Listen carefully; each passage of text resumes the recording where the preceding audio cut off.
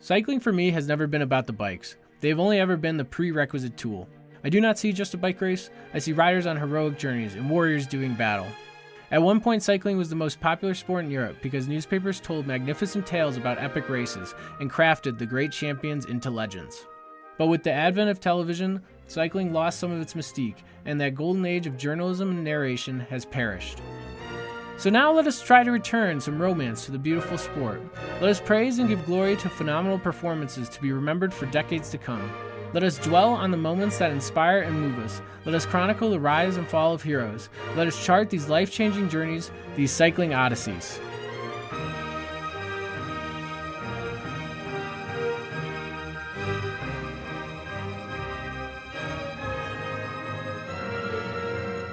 All right, welcome back to another episode of Cycling Odysseys. I'm your host, Patrick Santino.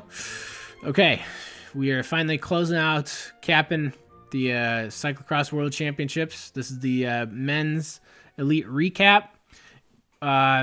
Pretty good race. Well, actually, I don't want to give anything away. Okay, so all I'll say beforehand is I kind of gave a description of the lap, all the features of it.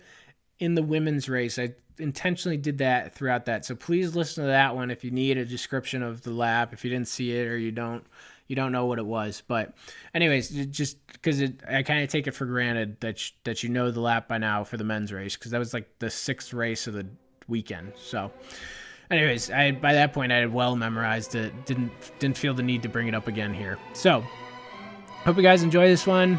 It was it was historic because it's the first non-Mighty Ace winner in 8 years. And that's not even a spoiler. We knew that was going to be the case. So, who grabbed the chance of a lifetime? Here we go.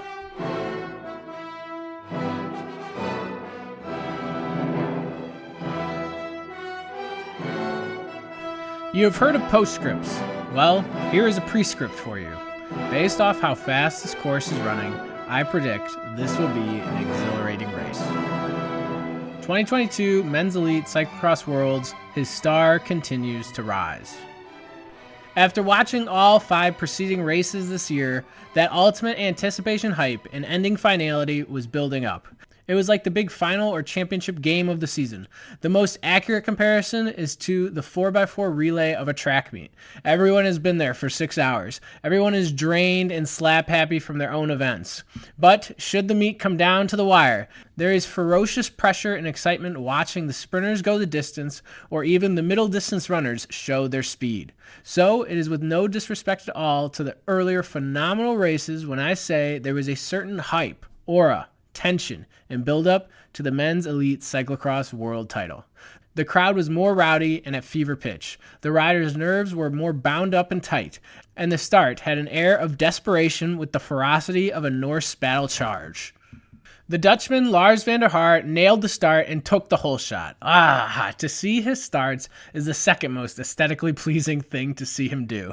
Quickest to clip in, darts out like a projectile, launched from a coiled spring, compact in size and with the most efficient turnover. Yes, it indeed compares to his dismount and remount. Yes, Lars van der Haar, the original Wonder Kid, was prepared to seize his chance this day. Van der Haar led the pack into the woods and down the plunging descent, but it was the Belgian Toenaerts that came out to the front and found a second gap up the massive climb, while Great Britain's great hope Tom Pidcock led the peloton, determined not to let him get away. By the massive, epic staircase, Pidcock had brought Toon back into the fold. It was all together when they finished the first lap in 6 minutes and 56 seconds, including the opening starting straight. On the second time up the massive climb, the Belgians tried to put Pidcock and the rest of the race under pressure by launching another rider to break away or string out the field. This time, it was Michael van Toornout. Despite the iconically beautiful Belgian powder blue jerseys, my favorite jersey of all time, I cannot say I wish to wear it this day. The Belgians, as always, were the dominant men's team in cyclocross, but with this being all's chance of a lifetime, how could any coach or any of them expect to work together? To say I love the selfless team aspect of cycling is an understatement. I enjoy seeing team tactics in cyclocross as well. In fact, the Belgian men's under-23 team played a masterful blinder to sweep the podium the day before. But in this case, even I would have to say, with so many favorites on one team, Guys, try to help each other wear down the competition, but beyond that, you have free reign to ride for yourselves and chase the rainbows. Credit to the Belgians. They were not as selfish as I would have been. For even in the early laps, all the Belgian favorites, Toon Aerts, Michael van Toornout, Laurens Sweeck, and Ellie Iserbyt, did some sort of probing turn of pace to drop pretenders and use up the energy of Tom Pidcock, who is covering everything this day. Yes, over those first 3 laps of racing, the Belgians kept the race lively and dynamic, ferociously fast, and the anticipation continued to build to see a middle game selection be made. It was in the individual interest of the Belgians not to chase each other down, but none of them needed to worry about a teammate getting too big a breakaway gap because Tom Pidcock was clicking on peak form compared to his doubleheader debacle from the previous weekend. By the 4th lap, in addition to Pidcock and the quad of Belgians already named, Lars van der Haar and Dutch Orange was still lurking in the group like a shadow, only adeptly following and saving as much powder as he could. But the surprise party crasher of the front group and the revelation of the race was the Frenchman Clement Verturini, who rides for the AG2R team on the road. Yes, in all the French races, we hear his name in the role of henchman or bit player or long shot breakaway hopeful. No longer after this unexpectedly heroic cyclocross ride this day.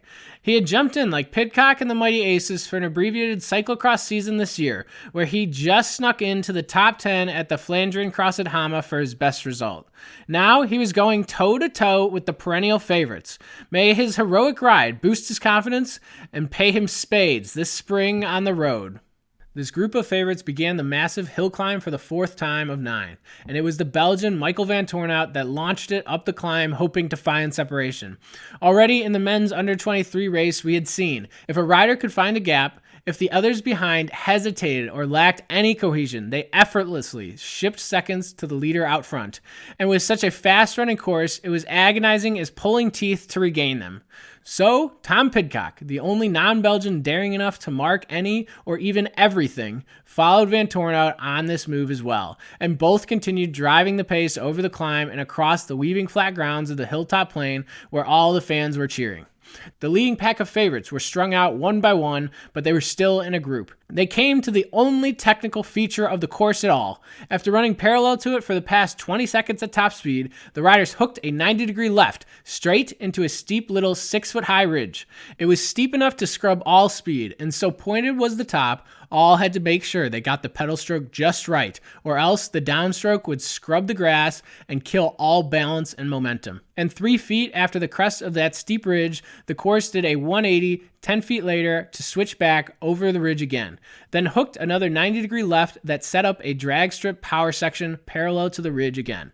Pidcock led into the steep uphill, rode it perfectly, and swung around the switchback without issue. Directly behind him, Van Toornout either simply lost momentum or did not sync up his pedal strokes correctly. He veered across to take an awkward diagonal line that would allow him to clear it without dismounting. But alas, it caused him to precariously swipe out Belgian teammate Ellie Iserbyt's front wheel. It forced Iserbyt to dismount, slightly held everyone up, and Tom Pidcock suddenly had a 2-second gap to Van Toornout and a 3-second gap to the others. This set off the alarm bells. Tom Pidcock had covered everything all race and still seemed to have boatloads of energy. Now he was cruising away while the Belgians, Van der Haar and Venturini, were scrambling to regroup with the desperation of soldiers who suddenly received word the nuclear launch codes had been initiated. The Belgians, Michael van Toornout and Laurens Sweeck, desperately chased, but Pidcock had pried open the gap to 5 seconds. Iserbyt was quickly up and moving again and blazing past all his chasing compatriots to go solo in pursuit of Pidcock. Yes, the Iserbyt-Pidcock rivalry was established back in the junior ranks, and after Pidcock, Iserbyt was the next bookie's favorite for this race. Pidcock and the rest of the racers were then beyond full gas for the rest of the lap.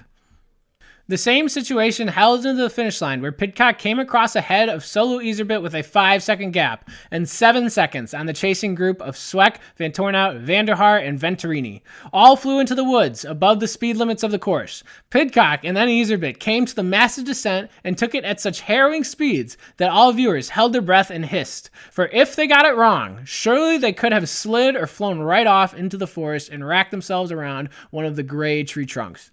Pidcock was descending faster, faster, but the massive hill climb would be the difference maker.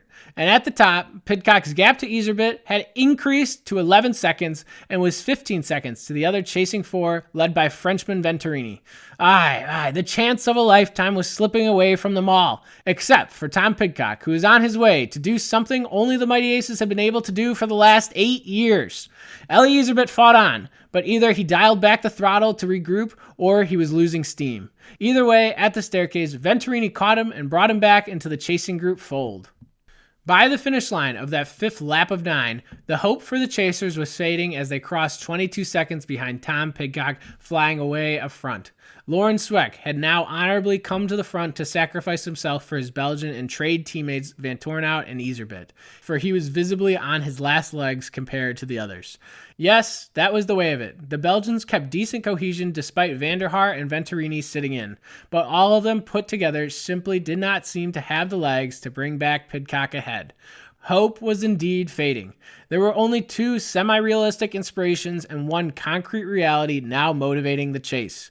Perhaps Pidcock's diamond legs could disappear like they did in the middle of the Hoogerheide race last week, or Pidcock could make a technical mistake that slashes his lead. And, whether they liked it or not, they had to pile on the pressure to ensure the Belgians at least took spots on the podium, even if the top step was now sadly out of reach. Over the course of the next 2 laps, Pidcock's lead extended about another 10 seconds and then finally began to stabilize. But as Pidcock rounded every turn, attacked every incline, and masterfully handled the staircase, our minds flew back in time from Arkansas to Tokyo. We were rewatching Pidcock's unexpectedly thorough domination of the Olympic mountain bike race. Tom Pidcock, yet another rising star, half a generation below the Mighty Aces, but just like them. Jack of all trades, master of all trades. Yes, it was a clinic. It was a master class. It was one of his finest hours. But Pidcock made it all so routine, made it all look so not in doubt and decided that truly by halfway through the race, he had destroyed my prescript prediction. The opening of the cyclocross chess match had been exciting, but Pidcock quickly won the race in the course of a few minutes of the middle game. The last hope came on the 7th of 9 laps on the climb. The Dutchman, Lars van der Haar, who had been saving his powder better than anyone, finally launched a bristling attack. Only Eli Iserbyt could still follow. Sweeck had already faded. Vanthourenhout and Venturini were left in their literal dust. We could visibly see the speed increase from Van der Haar in orange, but alas, he was only finding a second or 2 on Pidcock, and Iserbyt could only hang on to him for dear life. We were left wondering what could have been if Van der Haar had immediately tried to bridge and close the gap to Pidcock on that decisive 4th lap. Did he simply not have the legs at that point to chase, or had he been too cagey and allowed the wind to sail away? Yes, on the 8th and final 9th lap, we squinted to check for tells or cracks in Pidcock's armor, but there were none. It was most certainly Tokyo all over again. By the time Pidcock got to the final plunge down the descent, he had enough time in hand to only take it at a controlled 90%.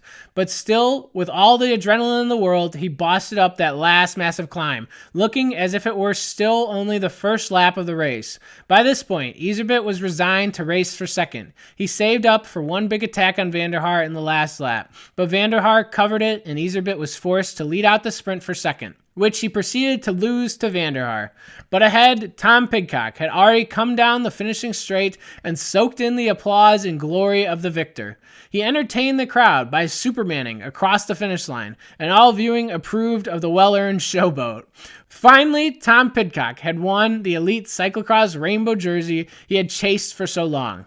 On Boxing Day of this season was the first cyclocross race Pidcock and the Mighty Aces lined up for together.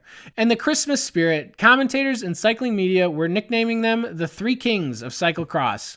It was a decently applicable idea, but finally now today it is a justified grouping.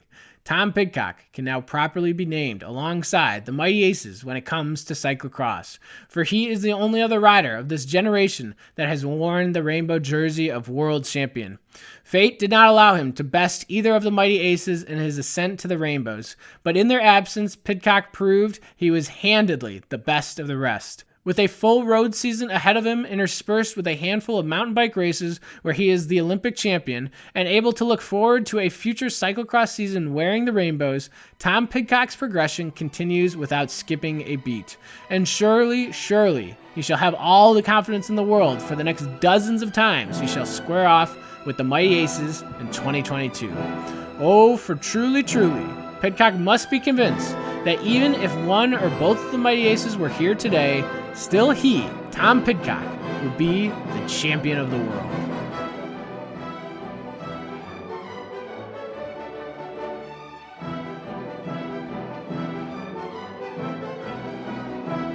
Okay, good race. Pidcock was the best of the rest and truly keeps progressing, as I said at the end there. But he won that thing way too early. Way too early. That was... The anticipation was building throughout the first 15 minutes, and then he won it in the course of about 5 minutes. So, I don't know. I don't know what you're going to do. It would have been nice maybe if it had gone to like at least 40 minutes, maybe. But that's the way it goes. Well-earned win, too. And like I said, it really did feel like we were watching Tokyo again, because that was how Tokyo felt. It was about the same level of hype, build up, and then Vanderpool crashed in the first 5 minutes, and that was quite the letdown. And then Pidcock went off into the lead, and that was really, really exciting. And then the status quo stayed the same for the rest of the race, and it was just, all right, 7 out of 10 race, you know? I mean, it was good, but it wasn't all-time great, I guess. But you never know what you're going to get. Well worth the watch, well worth the hype. Though I will say, I'm not super sad. I was not in attendance, even though I live in the United States, obviously. That was too much of a road trip to commit to. If Wout and Vanderpool were there, I would say, yeah, it would have been worth it. But since they weren't, that's that. And, yeah, so... I don't know, with that, thanks for listening, everybody. Follow me on Twitter, Cycling Odysseys. Find the blog post, cyclingodysseys.com. Subscribe to the show. Leave 5-star reviews, comments on YouTube. Subscribes. Thanks for listening, everybody. Vive le cyclisme.